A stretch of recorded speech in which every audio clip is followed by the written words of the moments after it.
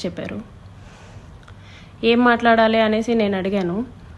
ఏమొద్దు, ఏం మాట్లాడొద్దు, కడప దాకా వెళ్దాం అనేసి చెప్పారు.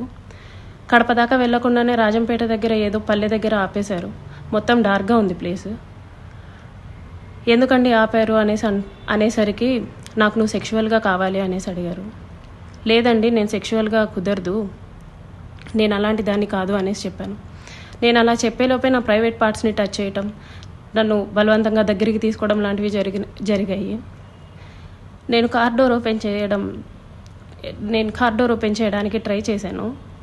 అతను నా జుట్టు పట్టుకొని వెనక్కి లాగేసి నన్ను గట్టిగా కొట్టారు. 2-3 సార్లు కొట్టారు. చాలా గట్టిగా కొట్టి కార్ సీట్ని అడ్జస్ట్ చేసేసి నా మీదకి వచ్చేసి నన్ను చాలా బలవంతంగా రేప్ చేయడం జరిగింది.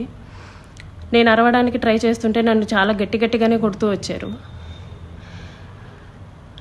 అలా నా మీద ఫస్ట్ అటెంప్ట్ జరిగింది. నన్ను ఇంటి దగ్గర డ్రాప్ చేసి నేను దిగుతున్న టైంలో, నువ్వు ఈ విషయం ఎవరికైనా చెప్పినా సరే నువ్వు కొలాప్స్ అయిపోతావు, నీ ఫ్యామిలీ కొలాప్స్ అయిపోతుంది, స్పాయిల్ చేసిస్తాను అని చెప్పేసి నాకు చెప్పడం జరిగింది. నేను ఆ భయంతో ఇంటికి వెళ్ళిపోయాను. నేను మా బాబే ఉంటాము.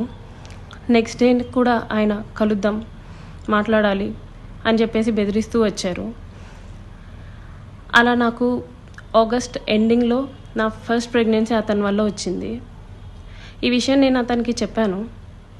చెప్తే అబార్షన్ చేయించుకో వెంటనే అనేసి అన్నారు.